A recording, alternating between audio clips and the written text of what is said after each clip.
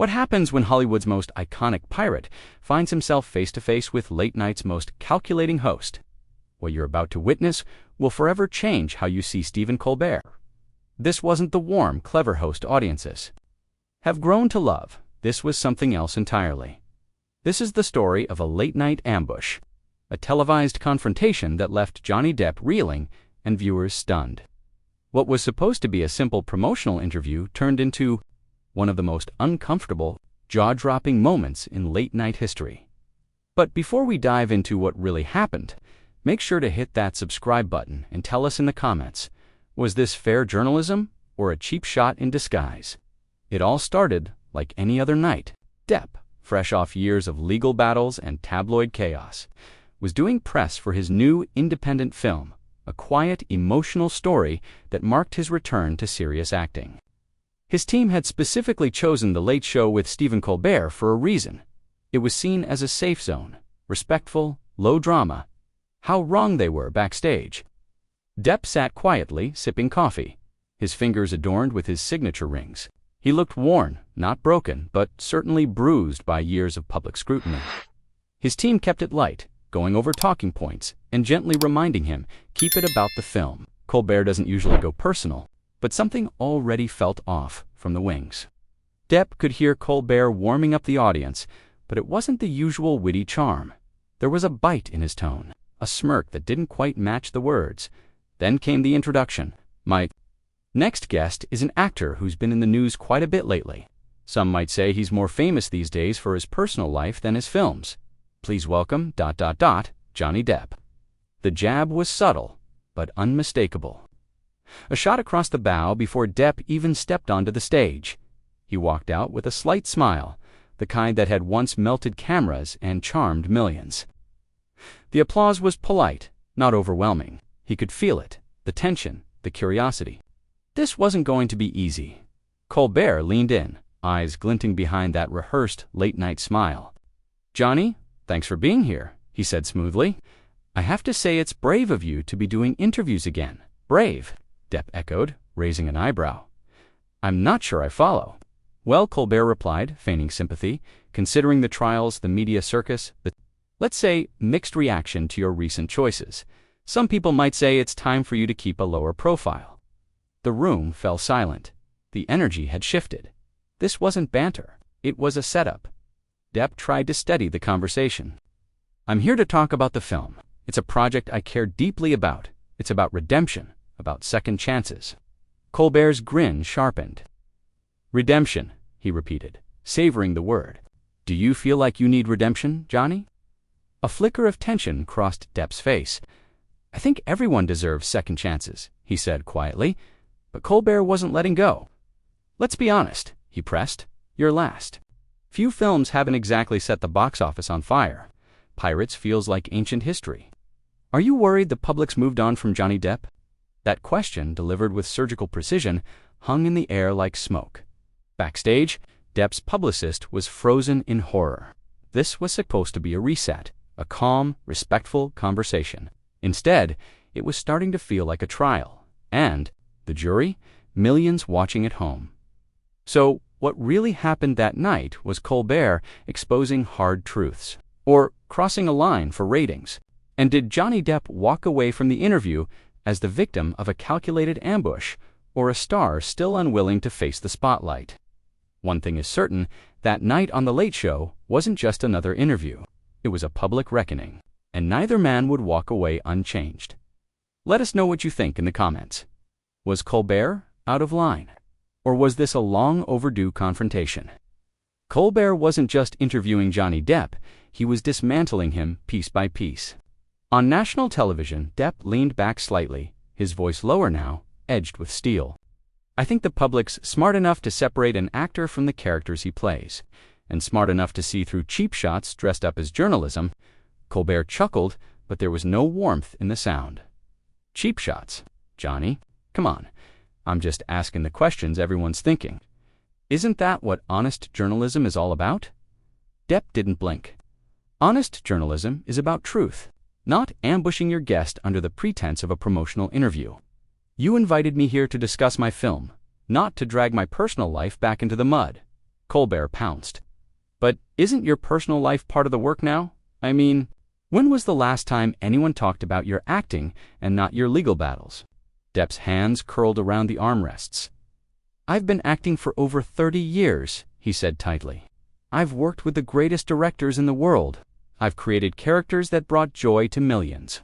If you want to reduce all of that to tabloid headlines, that says more about you than me. Colbert's voice sharpened, his tone turning caustic. So I'm the problem now. Not the guy airing his dirty laundry in court for years, but the late-night host who has the audacity to ask about it. Depp's jaw tensed. No, he said. You're the host who chose to ambush a guest who came here in good faith. The audience was shifting in their seats now, unease rippling through the studio. This was no longer a talk show. It was a slow-motion car crash. Colbert leaned in, feeding off the tension. Good faith, he sneered. Johnny, you're a public figure. You've made millions because people care about you. You don't get to just turn that off when it stops being convenient. Depp stared him down, eyes dark and steady. What I can expect, he said, is basic human decency from someone who invited me as a guest. Colbert tilted his head. Basic human decency. From a late-night talk show host, he smirked. Johnny, where exactly do you think you are right now? The lights seemed to dim around them as the temperature dropped. Depp leaned forward, his voice calm but cutting. You're right, Stephen. I know exactly where I am. I'm sitting across from a man who's built his career pretending to be clever while making a sport of tearing people down. And the saddest part is, you actually think that makes you smart. For the first time, Colbert's smile faltered, but only for a heartbeat. Then it came back, colder. Now we're getting somewhere, he hissed. The real Johnny Depp is finally showing up. Tell me, is this the same guy who sent rage-fueled texts about his ex-wife to his friends? A stunned gasp echoed through the crowd. Even the front row looked genuinely disturbed. This had gone way past professional boundaries. Depp's voice was low, deadly calm. That's enough. He paused. You want to talk about text messages? Let's talk about the ones your writers probably sent each other while planning this hit job. Did you all have a good laugh? Plotting how to humiliate me on live television, Colbert shrugged. Nobody planned anything, Johnny. I'm just reacting to what you give me, and right now, you're giving me a man who can't handle a few tough questions. Depp let out a bitter laugh. Tough questions. Stephen, you wouldn't know a tough question if it bit you on your self-righteous ass. What you're doing isn't journalism. It's playground bullying with a bigger vocabulary. Colbert fired back without hesitation. That's rich, coming from someone who made headlines for allegedly throwing phones at people. Allegedly, Depp snapped. You might want to remember that word before you go making accusations on television without evidence. Colbert leaned back, savoring the chaos. I don't need to make accusations. The court documents speak for themselves. Depp's voice dropped, sharp as a blade. Court documents you clearly didn't bother to read. If you had, you'd know the truth is a lot messier than whatever your team cherry-picked for you backstage. Colbert shot back without missing a beat. Messy, you lost the case, Johnny. The judge called your claims substantially untrue. How much messier do you want it to be? That did it. Depp leaned forward, voice rising with fury. But you know, what's substantially untrue? This entire charade, you sitting there, pretending to be some kind of moral compass while you make a living profiting off other people's pain. You want to talk about my court cases? Fine, let's talk about yours. How many times have you been sued for the garbage that comes out of your mouth? Colbert didn't flinch. I'm not the one on trial here, Johnny, No Depp growled. You're just the executioner, and you're enjoying it way too much. At the edge of the stage, the bandleader was urgently signaling the producers. This wasn't just uncomfortable anymore, it was explosive.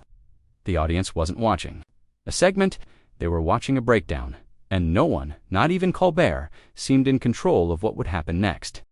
It was a meltdown unfolding in real time, raw, unscripted, and impossible to look away from. Colbert leaned forward, his voice oozing mock concern.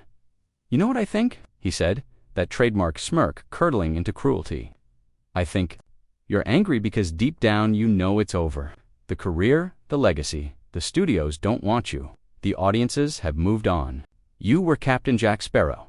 Now you're a cautionary tale." Depp stood abruptly, his chair scraping harshly against the studio floor. The room tensed. "My career is over," he repeated, incredulous. "Stephen, I was making movies before you figured out how to read a damn teleprompter. I've worked with directors who wouldn't return your assistant's calls. I've built characters people will remember long after your little comedy hour is canceled and buried." "Sit down, Johnny." "No," Depp shot back. "I don't. Think I will." He stepped forward, eyes locked on Colbert. "You know what's funny? I came here expecting a conversation, a professional exchange with someone who understood the business.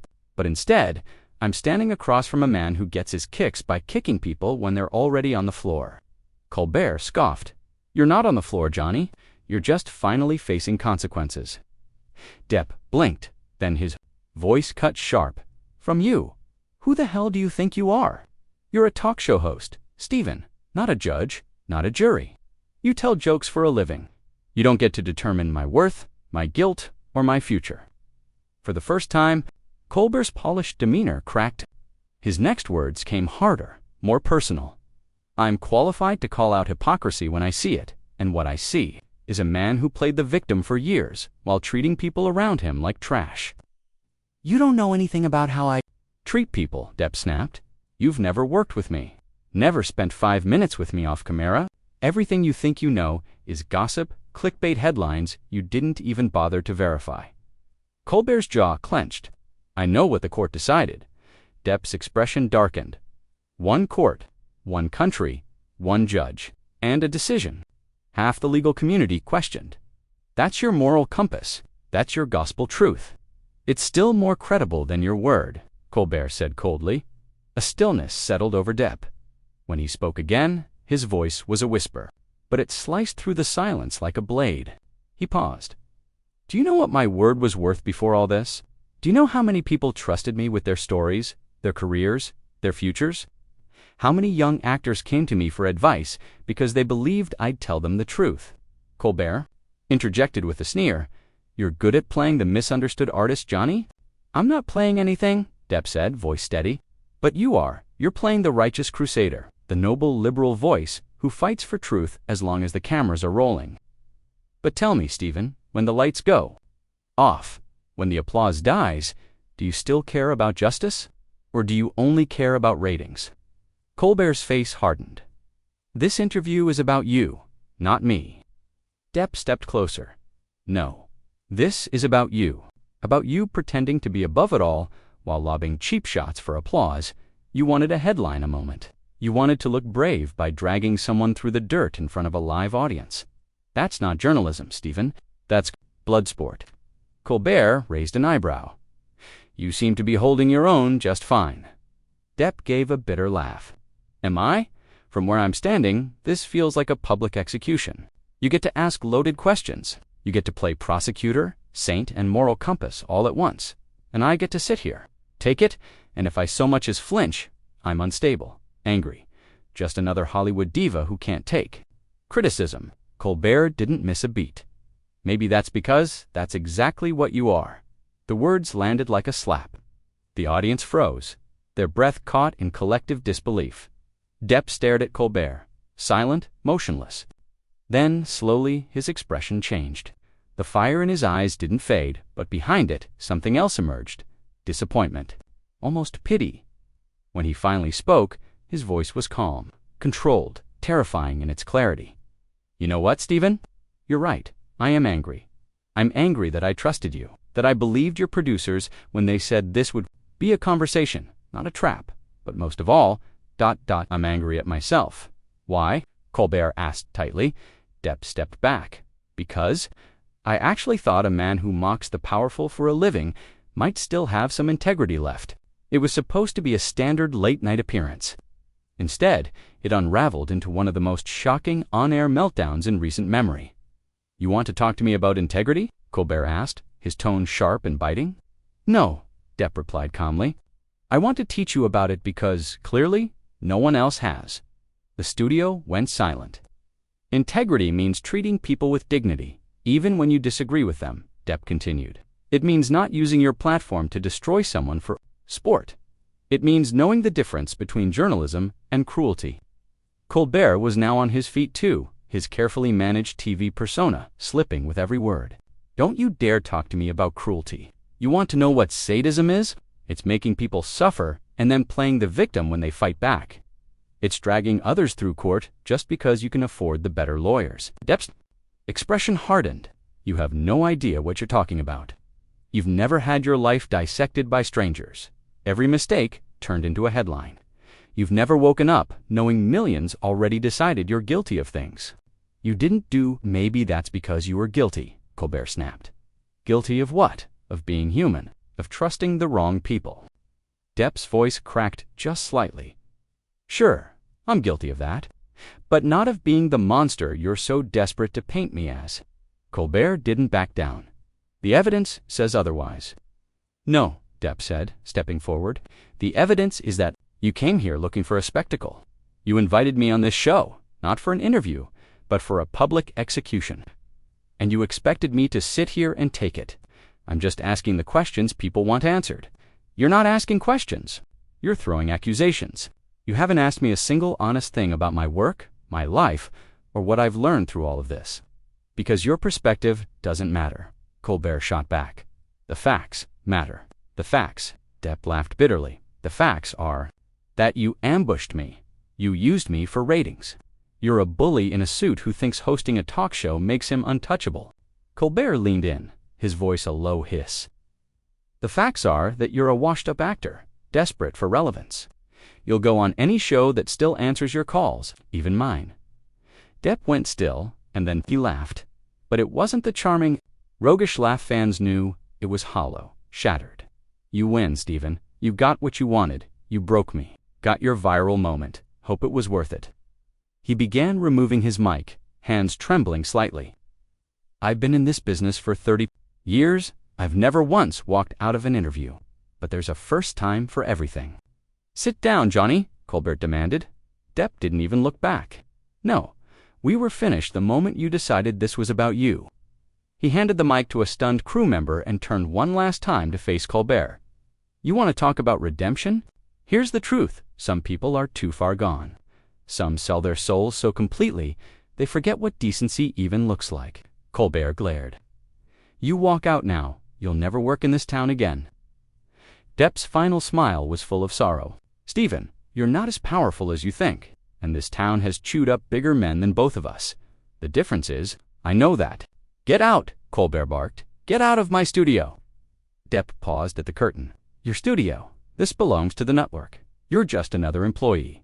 But don't worry, I'm leaving. I wouldn't want to waste any more of your precious airtime. As he walked toward the exit, the audience sat in stunned silence. A few were crying. Others were already pulling out phones, knowing they'd just witnessed a moment that would be dissected and replayed for years to come. Then Depp stopped. He turned not to Colbert, but to the audience. I'm sorry you had to see that. You came here to be entertained, not to watch two men tear each other apart. That's not your fault, and it's not what you deserved. Looking straight into the camera, he added, behind every public figure is a person. We make mistakes, we fall, but we still deserve to be treated with some basic human dignity. And with that, he disappeared behind the curtain, leaving Colbert alone on stage. Facing an audience no longer certain who the real villain was, so what really happened in that green room before the cameras rolled? Was this a spontaneous collapse or a calculated takedown gone too far? Let us know in the comments, and don't forget to subscribe for more stories that will make you question everything you thought you knew about your favorite stars.